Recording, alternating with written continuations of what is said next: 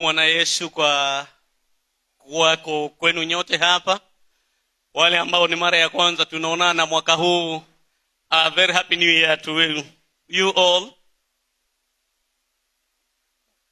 Amen. Najua mama chairman nimemuona mara ya kwanza mwaka huu. Wale wengine kuna wengi tunajua. Nafurahi kuwaona hata hivyo. Juma lililopita sikuwa pamoja nanyi, ninajua mlijulishwa yale ambayo yalikuwa yamenipata mimi pamoja na familia yangu.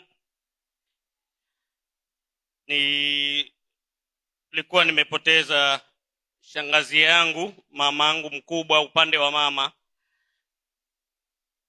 Tarehe 2 ya mwaka huu tulikuwa tumemzika shangazi yangu mdogo wa babangu, kitenda mimba wao. Na Ijumaa ya wiki hiyo tukampoteza mamangu mkubwa. Sasa alikuwa ameugua, na alipoaga akiwa nyumbani, familia ikaona waite daktari aje ahudumiwa akiwa pale badala ya kumpeleka makafani. Kwa hivyo ikawa na uharaka wa kuweza kumlaza, na tukamlaza Jumapili. Sasa ikabidi niende kwa sababu mwezi ule wa 11, ile siku tulipokuwa na mkutano wetu wa Injili, huyo mama mkubwa alikuwa ameagiza sisi watoto wote tuweze kuenda. Sasa mimi nilikosa kuenda kwa sababu ya ule mkutano wa Injili, lakini ndugu zangu wote wakaenda. Kwa hivyo nikaona ni vyema wale walioenda aliweza kuwaaga akiwa hai, na nashukuru Bwana kwamba aliweza kumwandaa kiasi hicho. Kile nakishukuru zaidi ni kwamba katika mazishi yake, mhubiri baada ya kuhubiri, mmoja wale ma DJ ambao huwa wanaalikwa ambao ni ma MC kabisa katika matanga, aliweza kuisikia Injili na akampokea Bwana Yesu. Hilo lilikuwa jambo lililoweza kunitia moyo sana, na nilipenda sana vile ule mchungaji alipohubiri, mpaka nilitamani sana kama ningeweza kuyanukuu mahubiri yale. Alihubiri kwa kitabu cha waraka wa Petro, na vile alivyoweza kuleta hatima ya wanadamu ilinipendeza, na alinena katika nguvu sana kwa dakika zile 25, na moyo wangu wenyewe ulishawishika kabisa ya kwamba mambo haya ni ya sawa. So hayo yamepita, basi turudi katika safari yetu ya mlango wa kitabu hiki cha Mwanzo. Tulikuwa tumemalizia mwaka jana, mlango wa 21 ambao ulikuwa mlango mmoja wa baraka. Pia tulipoweza kuwaona wana wawili wa Abraham, Ishmaeli na Isaka, na tukaona pia kuachana kwa wana hawa wa Abraham, Ismaeli na Isaka, na tukasema ya kwamba katika historia ya maandiko huenda tutawaona tena mahali pamoja. Leo tunaingia mlango wa 22, na mlango wa 22 ni mmoja ya milango iliyo maarufu zaidi katika maandiko matakatifu, Biblia. Katika Biblia, mlango huu wa 22 wa kitabu cha Mwanzo, kati ya milango iliyo maarufu, huu ni mmoja wao. Ni mlango ambao Waislamu wana historia nao, wanaujua. Nilikuwa nikijaribu kufanya utafiti kama Wabudhi wanaufahamu mlango huu, na nikapata pia nao wanafahamu kwa kiwango kidogo. Kwa hivyo tunaingilia mlango ambao ni maarufu. Katika umaarufu na maanisha una habari ambayo inajulikana sana katika ulimwengu mzima, kwa sababu ni kweli kwamba katika ulimwengu mzima wale wanaoegemea mrengo wa Yesu Kristo, yani wa Kristo, na wale walio wa Muhammadi ndio walio wengi katika dunia, na watu hao wote wako acquainted na kile ambacho kinaendelea katika mlango huu. Kile naitoa kama tahadhari katika ufahamu huo tulio nao katika mlango huu tunaoingia. Ninaomba tukaweze kuyaweka hayo mawazo yaliyofanya mlango huu kuwa maarufu, ili tukaweze kumsikiza Bwana anataka kusema nini sasa hivi tunapoweza kuangalia maneno yaliyoko katika mlango huu. Sijaweza kutathmini mpaka sasa kama nitaweza kufanya hadi kama nitatumia muda gani kuweza kufanya vifungu hivi, na basi muda ule Bwana ambao ataturuhusu kuweza kuwa hapa tutaweza kuangalia. Sijajua kama ni mwezi mmoja ama ni mwezi mmoja na nusu ambao tutakuwa hapa, lakini kuna mengi ya kuweza kuongelewa. Mtu wa Mungu, naomba kidogo uje unisaidie kwa hii tarakilishi hapa. Hata hivyo, tunapoweza kuandaa, nataka tukaweze kusoma. Msomi utaweza kunisomea kuanzia fungu lenyewe la kwanza hadi la 10, japokuwa leo kama tutaweza kwenda mbali sana ni fungu la 2 peke yake. Tafadhali. Mwanzo 22. Ikawa baada ya mambo hayo, Mungu alimjaribu Ibrahimu akamwambia, Ibrahimu, naye akasema, mimi hapa. Akasema, umchukue mwanao, mwana wako wa pekee umpendaye, Isaka, ukaende zako mpaka nchi ya Moria, ukamtoe sadaka ya kuteketezwa huko juu ya mlima mmojawapo nitakao kuambia. Ibrahimu akaondoka alfajiri, akatandika punda wake, akachukua vijana 2 pamoja naye na Isaka mwanawe, akachanja kuni kwa ajili ya hiyo sadaka ya kuteketezwa.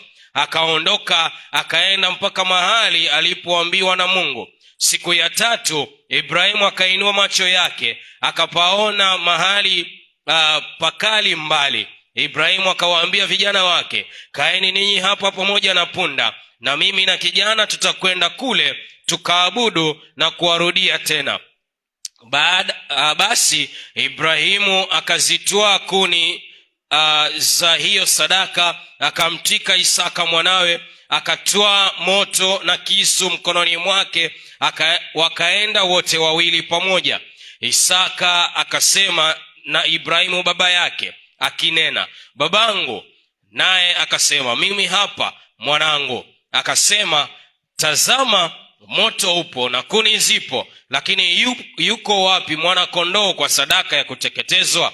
Ibrahimu akasema, Mungu atajipatia mwana kondoo kwa hiyo sadaka, mwanangu. Basi wakaendelea wote 2 pamoja, wakafika mahali pale alipoambiwa na Mungu. Ibrahimu akajenga madhabahu huko, akaziweka tayari kuni, kisha akamfunga Isaka mwanawe, akamweka juu ya madhabahu, juu ya zile kuni. Ibrahimu akanyosha mkono wake, akakitwaa kisu ili amchinje mwanawe. Amen. Amen. Bwana Yesu asifiwe sana. Tulimwacha Abrahamu akiishwa katika kule nchi ya Wafilistini, mji wa Beersheba, akikaa hapo baada ya matukio yale ya mlango wa 21. Sasa tunapoingia mlango huu, neno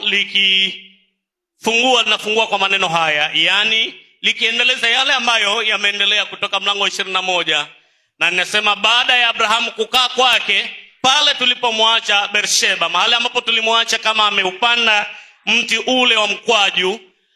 Tunaona ya kwamba Biblia inasema maneno haya. Fungu la kwanza, ikawa baada ya mambo hayo, Mungu alimjaribu Ibrahimu akamwambia, Ibrahimu, naye akasema, mimi hapa. Baada ya mambo hayo, na mambo gani haya ambayo yameweza kutokezea? Mambo makuu ambayo yameweza kutokezea katika mlango wa 21 ni kwamba Ishmaeli aliye mwana wa Abrahamu ameambiwa yeye na mamake Hajiri waweze kuondoka katika boma la Abrahamu waende. Na jambo hili tuliona katika fungu la 11 ya kwamba lilikuwa ni chungu sana, and the matter was so grievous in Abraham's heart.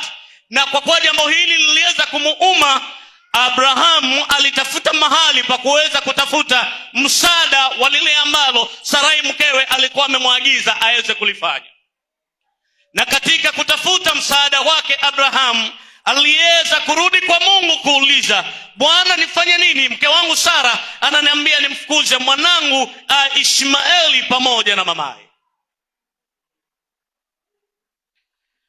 Na Bwana anapomjibu Abrahamu, tuliona katika fungu la 18 akimwambia ya kwamba kafanye kama vile ambavyo mkeo Sarai ameweza kusema. Kwa hivyo Abrahamu akarudi, na aliporudi hatuoni ukikuwa na malumbano kati yake na mkewe Sara. Akakubaliana ya kwamba jambo lile ambalo Sara amesema akiwa rohoni, kwa sababu hata Bwana Mungu amekubaliana na kile Sara ambacho amesema. Basi akakubaliana kweli na akamwachilia mwanawe Ishmaeli pamoja na Hajiri kuweza kuondoka katika boma. Mzee wa watu, najua hata katika uchungu alikubaliana na maamuzi ya Mungu. And that is very key to our daily life. Kama jibu la Mungu ni kweli, kama hili neno la Mungu ni kweli, kama tutafanya maamuzi ambayo maamuzi hayo yanaweza kakatiana na teolojia yangu, kama maamuzi hayo yanaweza kakatiana na vile ambavyo familia yangu ama mila zangu zinataka, lakini kama ndio maamuzi yenyewe Biblia inasema, ni muhimu kuchagua kufanya hivyo, kwa sababu katika kufanya hivyo inaonyesha kwa jinsi gani unavyomwamini Mungu. Basi Biblia inasema baada ya mambo hayo Mungu akarudi tena. Jambo hili ambalo liliweza kufanyika kwa Sara huenda halikuonekana kuwa ni jambo kubwa, kwa Abrahamu lilikuwa jambo kubwa, kwa sababu unaniachanisha mimi na mwanangu. Lilikuwa jambo gumu kwamba Abrahamu aweze kuachana yeye na Ishmaeli. Lakini Mungu anarudi tena na kumjaribu Abrahamu. Na si mara ya kwanza Mungu kuweza kumjaribu Abrahamu. Abrahamu amejaribiwa mlango wa 12. Mtu ambaye amekaa nchi yao, mahali kuliko na babake na ndugu zake na mke na wake wa ndugu zake, Mungu anamtokezea na anamwambia, toka wewe katika nchi hii na uende mahali mimi ambapo ninakuambia. Ni jaribu kubwa jamani. Ni jaribu kubwa. Yaani wewe vile uko hapa leo, vile ambavyo unajua kutoka hapa ukaenda hapa China Square, ukaweza kufurahia vile unataka, uamuke asubuhi moja na Mungu akwambia, toka hapa nenda Mogadishu.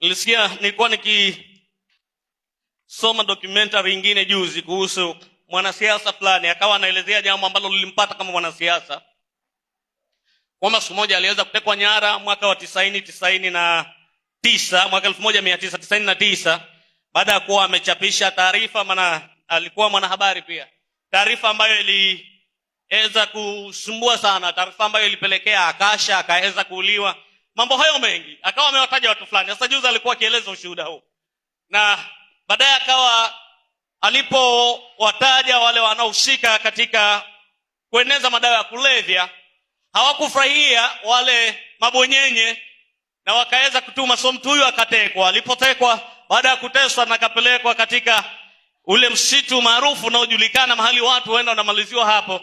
Baadaye wale waliompeleka pale, baada ya kwamba watake kumuua, wakajua ya kwamba huyu mtu ni kabila yao.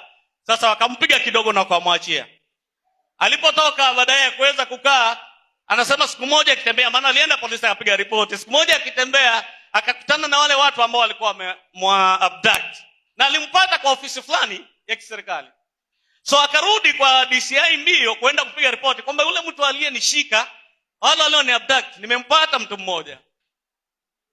Yule DCI aliyekuwa on duty akasema, bosi, kesi tuende nayo polepole, kwa sababu kama nikienda nikishika huyo mtu, kesho naweza kajipata Garissa nimepigwa transfer.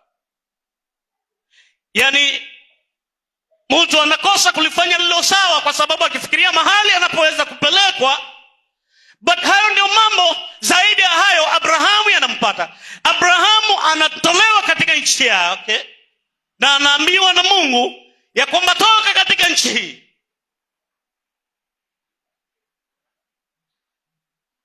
Na Abrahamu akaweza kushinda jaribu hilo la kwanza. Abrahamu anajaribiwa tena katika mlango wa 17, wakati Ishmaeli anazaliwa na anafukuzwa. Hajiri anapopata ujauzito, mlango wa 16, baada ya kufukuzwa. Mlango wa 17 fungu la 17 na 18 tunapata tena jaribu lingine linatokezea. Unaweza ukasoma ili tunapoangalia fungu hili la kwanza.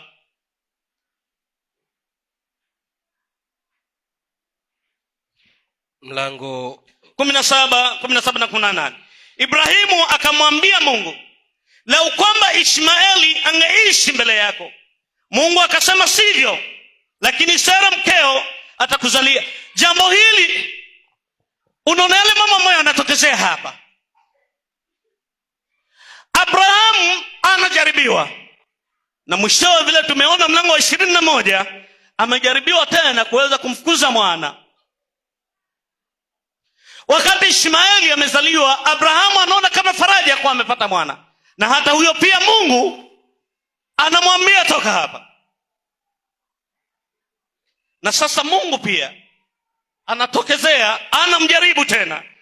Na nafikiria kati ya jaribu hili nitasema this is the severe test. Huu ndilo jaribu lililokuu ambalo Abrahamu sasa analipitia. Kwa sababu moja, Ishmaeli ametolewa, hayuko. Yule amebaki naye ni Isaka peke yake, mwana wa pekee.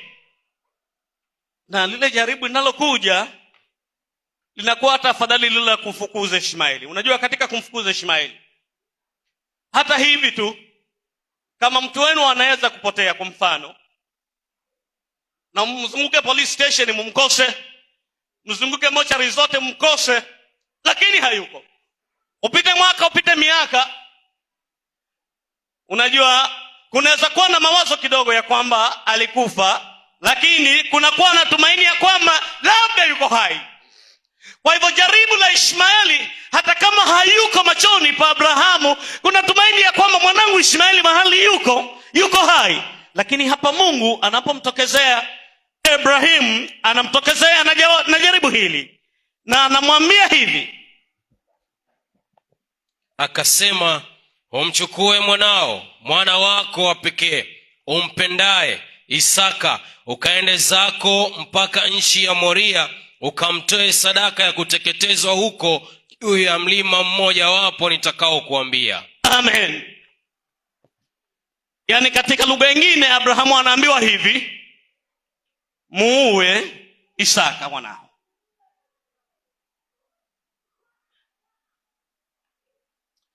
Kwa nini jaribu hili katika maisha ya Abrahamu? Jaribu kama hili, na ninapenda kwa sababu Biblia imesema ya kwamba Mungu akamtokezea Abrahamu ili amjaribu. Mungu hakuwa anamjaribu Abrahamu mahali hapa ili kwamba aweze kuona, ama jaribu hili halikuwa jaribu la kuweza kuizalisha imani ndani ya Abrahamu. Ilikuwa ni jaribu Mungu anaijaribu ile imani ambayo ameijenga ndani ya Abrahamu over the years. Mungu amemjenga Abrahamu katika imani, siku baada ya siku, sehemu baada ya sehemu. Tumeona Abrahamu mara zingine akachechelea katika kumwamini kwake Mungu. Na hiyo safari yote ambayo Mungu ametembea naye Abrahamu, sasa umefika mahali kwa the culmination of his faith. And God is testing Abraham for the purposes of revealing the faith that God has been building in Abraham's life throughout the years, throughout the days. So piece by piece, year by year, God has molded Abraham.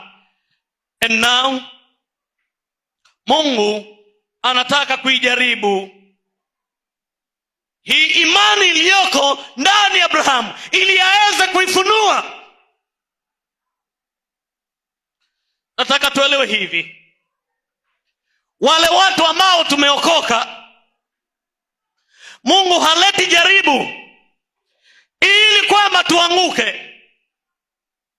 Anapolileta jaribu ni la kuweza kuidhihirisha ile imani iliyo ndani yako, kama kweli unamwamini Mungu ama unaamini ile zawadi ama ile baraka, ama katika mfano wa Abrahamu ile ahadi ambayo ameipewa na Mungu.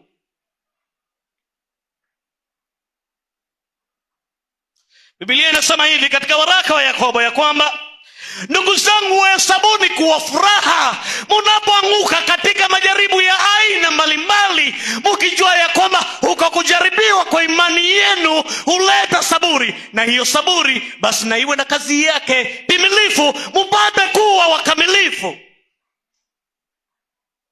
Katika hili ni kwamba Mungu humjaribu mtu tofauti na shetani.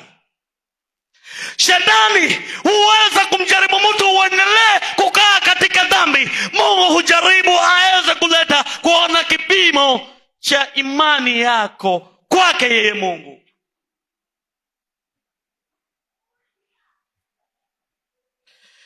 Na Abrahamu anapotekezwa na Mungu, ikawa baada ya mambo hayo Bwana anamjaribu Ibrahamu, na Ibrahimu naye anapoitwa aliitwa kwa jina Faith Kenya.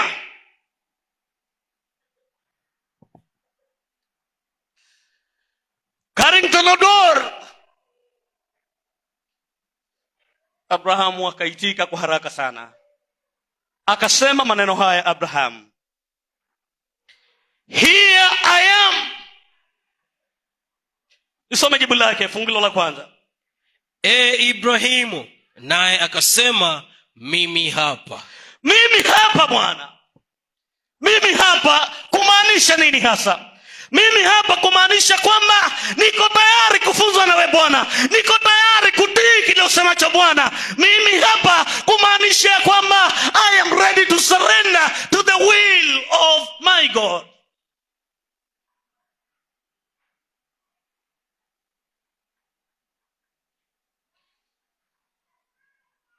Lakini hatuyapati maneno haya Yesu akiwaambia wale wanaompenda.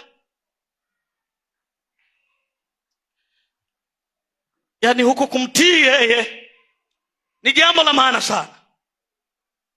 Katika Mathayo 10:37 Yesu anaenena maneno haya, akasema, yeyote ampendaye babaye ama mamake kuliko kunipenda mimi, ama mpendaye mwanawe ama mpendaye binti yake kuliko kunipenda mimi, mtu huyo hanifai mimi. Kwa sababu kila nipendaye kweli lazima ajikane na ubebe msalaba wake mwenyewe.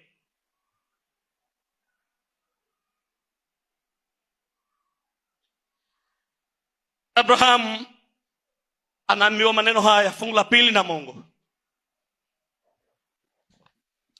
Akasema, umchukue mwanao, mwana wako wa pekee umpendaye, Isaka, ukaende zako mpaka nchi ya Moria, ukamtoe sadaka ya kuteketezwa huko juu ya mlima mmojawapo nitakao kuonyesha. Amen. Now the bombshell. Abraham amesema, niko hapa Bwana, tayari kufundishwa, tayari kukusikiliza, tayari kutii kile unachosema. Here I am iliashiria mambo haya.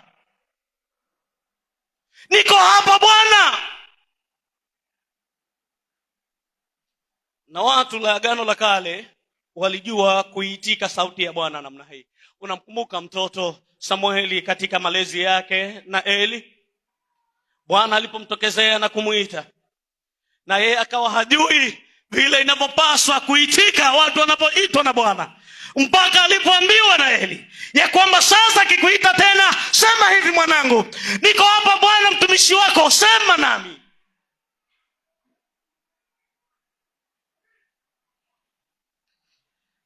anaambiwa maneno haya, umchukue mwana wako wa pekee umpendaye Isaka, ukaende zako mpaka nchi ya Moria, ukamtoe sadaka ya kuteketezwa huko juu ya mlima mmoja wapo nitakao kuambia. Tuachunguze maneno haya Bwana anayomwambia Abraham. Bwana Mungu anamwambia Abraham maneno haya ya kwamba umchukue mwanao wa pekee. Wa pekee namna gani? Kwani Ishmaeli ni mwana wa nani? Mbona Mungu hivi, Mungu hajui kwamba Abraham ana Ishmaeli mwana mwingine? Kwa nini neno hili wa pekee hapa? Mungu wakati wote anapokabiliana na Abrahamu, anakabiliana nao katika mtazamo wa kimaagano, na katika mtazamo wa kimaagano Ishmaeli hayuko. Ishmaeli is a non-existent entity, hajulikani na Mungu katika maagano yaliyoko. Mungu hata wakati mmoja hajawahi kuitwa Mungu wa Ibrahimu Ishmaeli. Hapana, ameitwa Mungu wa Ibrahimu, Isaka na Yakobo, watu walio na maagano. Kwa hivyo Mungu, kazi aliyoifanya Abrahamu na Sarai, mlango wa 16, I am not part of this. I have a plan, and this plan operates within these parameters. Abraham and Isaac. Hata mtoto mwingine atakayekuja baada ya Isaka wa Abrahamu hayuko katika mpango na kusudi gani la Mungu. Katika kusudi la Mungu, Abrahamu ana mwana mmoja peke yake. Katika maagano ya Mungu, mwana anayejulikana na Mungu katika maagano hayo ni Isaka. Kwa hivyo katika hili ni kwamba God is stepping on the throat of Abraham, kwa sababu moja ya kwamba matumaini yote, hata Abrahamu alijua hivi ya kwamba Mungu na biashara zake na Ishmaeli zimefungwa, mlango wake ameufunga, isipokuwa kwa ahadi zile alizomwahidi, kwa sababu ametoka tu katika viuno vya Abraham. Lakini business yake Mungu na kusudi lake katika dunia na ulimwengu ujao, kusudi la Mungu na Abrahamu liko katika Isaka.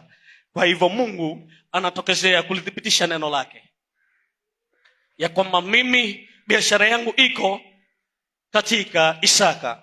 Na ndio anasema maneno haya, mchukue mwana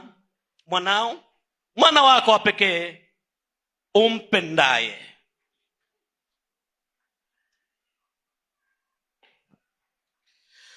Mwana huyu ambaye Abrahamu anaambiwa mchukue ni mwana ampendaye. Na kwa mara ya kwanza katika Biblia tunakutana na neno hili, love, whom you love. The word love is appearing for the first time in the Bible. And it is remarkable again ya kwamba kwa mara ya kwanza neno hili love linapoonekana katika Biblia, linaonekana katika mkutadha huu wa upendo wa baba na mwana katika toleo peke yake la sadaka ya mwana. That becomes very fundamental in our understanding about love. Kwa mara ya kwanza Mungu anapolitumia neno hili juu ya mwanadamu, linatumika katika hali ya muktadha ya sadaka ya kujitolea. Bwana we, hakuna kupenda kama hakuna kujitolea katika kupenda. If there is no sacrificing in love, there is no love. Labda hamnielewi jameni. Wale ambao mnapendwa sasa, ambao siku moja ikaisha, kama hujapokea text kutoka kwa yule anayekupenda kukuambia nakupenda, unasikia kama ugali ina testi kama maembe. Acha nikwambie, kama upendo huo katika mkutadha wa kujinyima, in sacrifice, that love will not last. Because for the first time we are coming across the word love in the Bible, it is within the context of a sacrificial giving, a sacrificial offering.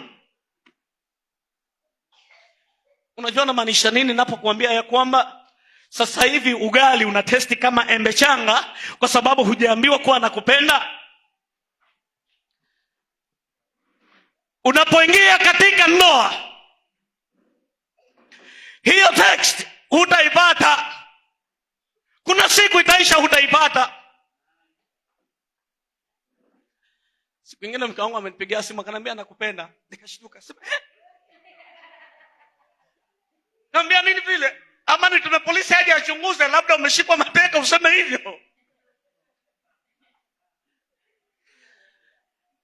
Brothers, God is using a very strong word to Abraham. And he says, thy only son, Isaac, whom you love. Then, that only son, whom you love very much, then do this because of the love. Go and kill him, and after killing him, you burn him. Hivyo ndo alikuwa anamwambia, kwa sababu sadaka ya kuteketeza haichomwi ikiwa hai. Hapana. Tutaona baadaye baada ya Torati kuja, na hata unaposoma kitabu cha mambo ya Walawi, utaona sadaka za kuteketeza vile zinafanywa ni kwamba sadaka hii inatolewa uhai mwanzo. Acha sisi tunafadhali siku hizi tunaambiwa ya kwamba mlango wa 12 kitabu cha Waroma ya kwamba tuitoe miili yetu kama dhabihu iliyo hai. Hapana. Abrahamu anaambiwa hapa, yule mwana unayempenda, katika kumpenda nenda ukamtoe kama sadaka ya kuteketeza.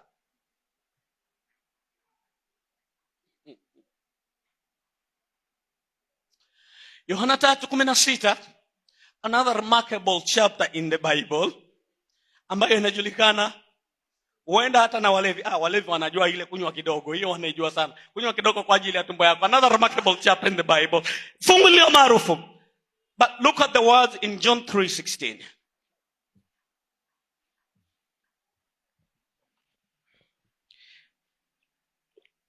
Kwa maana jinsi hii Mungu aliupenda ulimwengu hata akamtoa mwanawe wa pekee.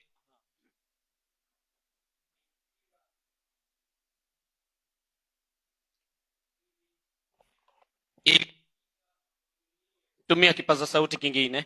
Naona zimejaa hapo. Amen. Kwa maana jinsi hii Mungu aliupenda ulimwengu hata akamtoa mwanawe pekee, ili kila mtu amwaminie asipotee, bali awe na uzima wa milele. Amen. Bwana Yesu asifiwe. Angalia tena wakati hilo neno linatumika katika Biblia. Kwa maana jinsi hii Mungu aliupenda, love. Na love inapotumika tena tunapata kile kinafuatilia, hata akamtoa. Katika kupenda nataka kuambia kuna kujitolea, na katika kujitolea kunadumisha upendo.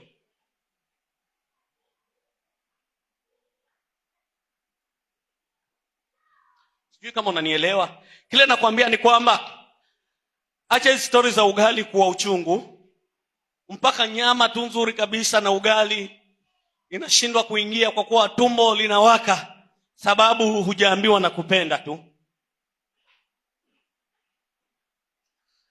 hayo mambo kama ni yazidi kuendelea na iweze kusikika, upendo kusikika katika maisha ya wawili hawa katika kiwango hicho na uzito huo, utahitaji kuwa na kujitolea. Na katika kujitolea ninamaanisha hivi: kuna madhaifu ambayo utahitaji ujifanye kama hujayaona, hata kama umeyaona, ili hayo yaendelee. Abrahamu sasa hapa anaambiwa na Mungu, mtoe mwanao. Ukishamtoa mwanao, umtoe sadaka ya kuteketeza. Halafu anaambiwaje? Utaenda katika nchi ya Moria, katika mlima nitakao kuonyesha. Nataka hilo neno tuliangalie, tutalikuja kuliangalia tena tujue kwa nini Moria. Na asubuhi anaanza, lakini safari yenyewe kama angeambiwa jamani yuko hapa na akaambiwa neno mtoe sadaka pale, shauri yako, angalau muda ni mfupi hapa. Lakini mahali pale Abrahamu anapoambiwa aende kutoa ile sadaka, ni mahali patamgharimu yeye kutembea siku 3 ili aweze kufika. Sijui kama tukiamua kutembea miguu kutoka Mombasa kuelekea Voi tunaweza tukafika kwa siku 3. Siku 3. Leo tukianza kutembea sana tunatoka hapa hadi wapi? Marekani karibu sana hapa. Kweli Okay. Sasa angalia ile jaribu kubwa Abrahamu yuko nalo, ni ule muda ambao anaenda kufanya hiyo sadaka. Kwa sababu ule muda alio nao unatosha kabisa kufikiria juu ya kile ambacho ameambiwa akifanye na kuweza kusema hapana, labda huyu si Mungu amesema.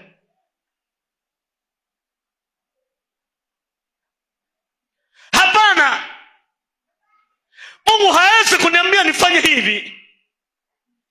Juzi nilikuwa na mtu mwingine hapa kanisani na akasema ya kwamba alitaka kutoa fungu la 10 la milioni 2 ambalo alikuwa ameinvest katika biashara yake ili kuweza kusimamia ujenzi wa paa hili hapa. Imagine huo muda uko nao unafikiria kufanya haya mambo. Milioni 2 ni 200,000 fungu la 10 ambalo unapanga kutoa.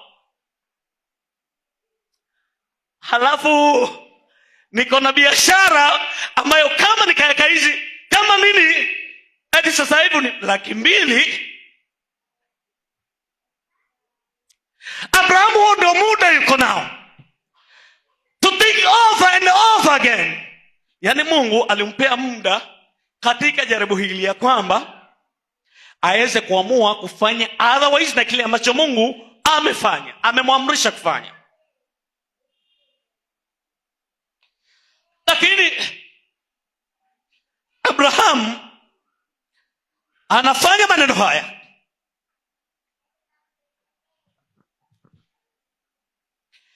anaambiwa mchukue mwana huyu. Tumeona mwana wa pekee, tumeona mwana anayempenda. Amebaki na dakika 3 tu.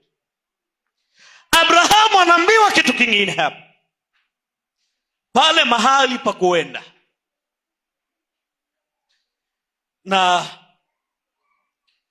Abraham anaamua kweli ataenda mahali hapo.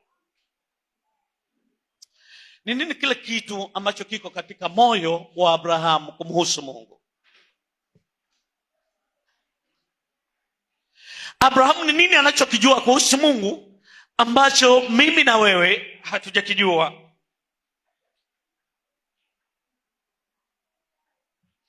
Waebrania mlango wa 11 fungu la 8 na fungu la 9. Naweza ukasoma hapo kidogo tutuone. Waebrania 11:8-9. Kwa imani Ibrahimu Alipoitwa aliitika, atoke aende mahali pale alipopapata kuwa urithi. Akatoka asijue aendako.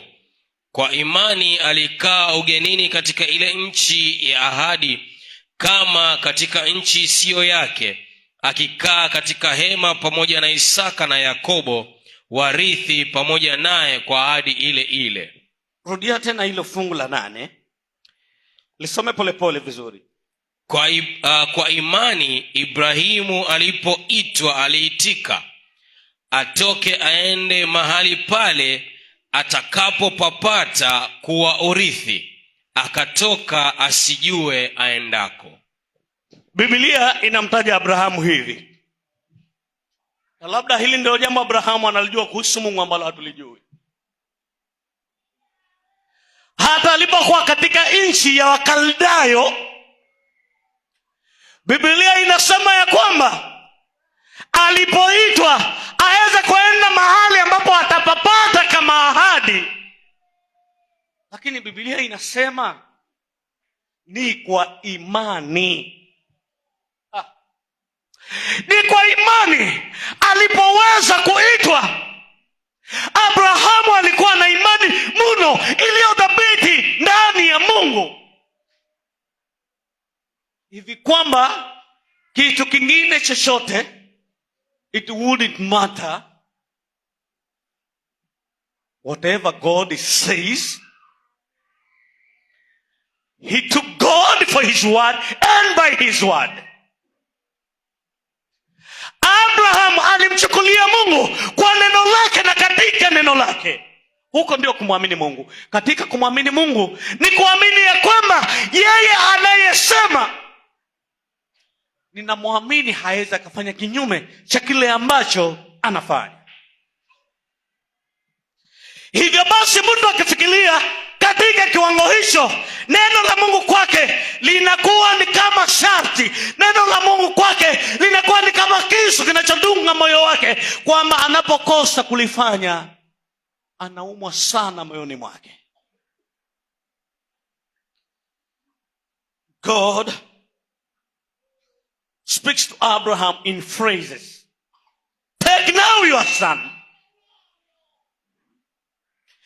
God is talking to the thinking faculty of Abraham. It will take Abraham to stretch forth his hand, get hold of Isaac. Take now your son. And unless you are able to take him by your hand, you will not be able to give him to God. Mungu si mtu huja akaingiza mkono katika pochi lako achukue. Hafanyi hivyo, wala si asili ya Mungu. Mungu kutoka mwanzo, chukua kwa mkono. You love me? Take now your son, then give him to me as a burnt offering. So the words of God to Abraham was like a knife. It was like a demand that Abraham needed to yield into the Lord, his dearly loved son.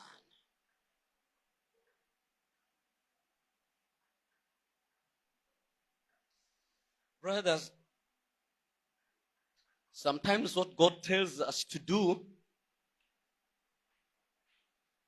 are things only you and him understand them better.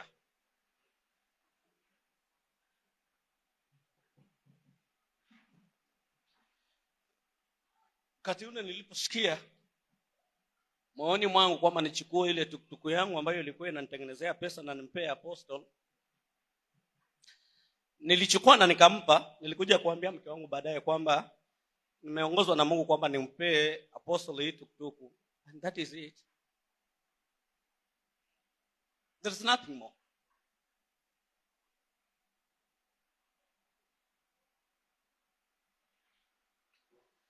Do we love God?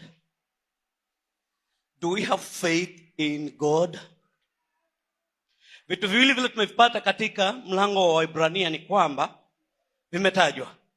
Abrahamu mahali alipoishi Biblia inasema ni katika imani.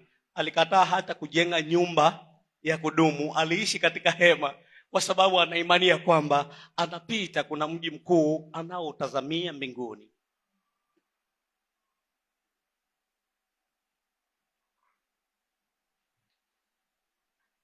Like unto Abraham today,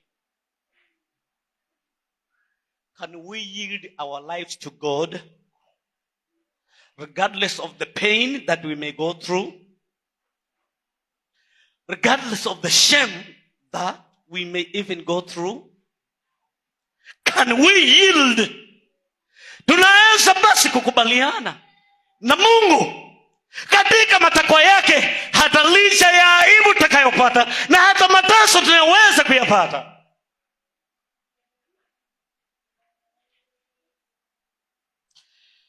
Kwa muda umeisha, nataka kumaliza kwa kusema jambo hili.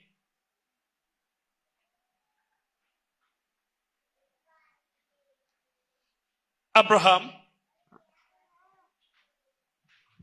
hakuhesabu chochote alichokuwa nacho na hata atakachokuwa nacho kuwa ni muhimu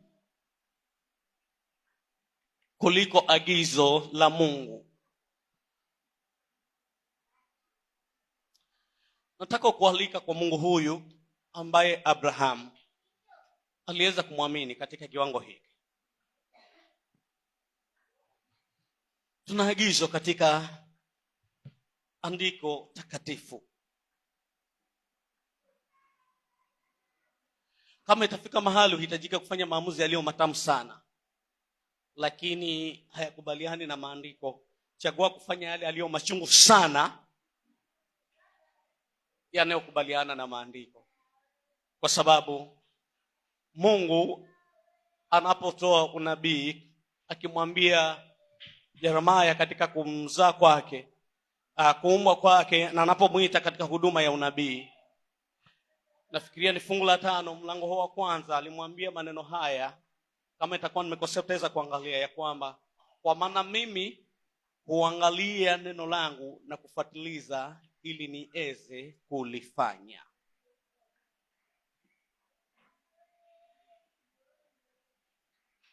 Brothers, sometimes itaonekana it is the weakest thing to do to obey God, because all the POVs, points of views zote ziko against logic, hata haiwezi kukubaliana. Abraham hatuoni mahali alirudi kwa Sara kwenda kumwambia ya kwamba Mungu ameniambia nimtoe Isaka. Aliamka asubuhi na kushika njia tu. Baba yetu na Mungu wetu, tunapoishi katika maisha yetu ya wokovu Bwana, mara nyingi tunakutana na mitihani iliyo migumu, angalau katika mtazamo na vipimo vyetu sisi kuweza kutekeleza yaliyo maagizo yako katika neno lako takatifu. Kama Bwana unapotuita kwamba tukaweze kutoa kwa ajili ya jambo fulani katika nyumba yako, na tukiangalia ya kwamba mahitaji yetu jinsi yalivyo makuu na mengi kuliko hata mapato yetu, tunajaribika mara nyingi Bwana kuweza kuleta hekima yetu ya kibinadamu ya kuona kwamba tusitii hata ile conviction ambayo tunaisikia katika roho, kwa sababu tuna sababu zinazotosha. Lakini Bwana tunajua hiyo haipaswi kuwa hivyo, maana rafiki wako Abrahamu alipopitia katika muda huo, yeye ambaye hakuwa na tumaini la kupata mwana mwingine, maana alikuwa amezeeka sana, Bwana alikubali ulipomuita ya kwamba akamchukue mwana na kumtoa kwako. Tusaidie Bwana kama wadhaifu wa imani, ya kwamba tukaweze kuongezeka katika imani kwa kuamini wewe Mungu katika neno lako, na katika neno lako tukaweze kukuchukulia. Kwa wale ambao Bwana bado hawajafikiwa na kazi ya neema ya wokovu, ninaomba mwanao huyu wa sadaka ambaye anatolewa hapa kama mfano katika mlango huu, akaweze kuwapatiliza wote ambao wamesikiza habari hizi na kuweza kuwaleta hata mahali pa imani pa kuamini wewe Mungu, Na katika jina kuu la Bwana wetu na Mwokozi Yesu tumeomba tukiamini haya.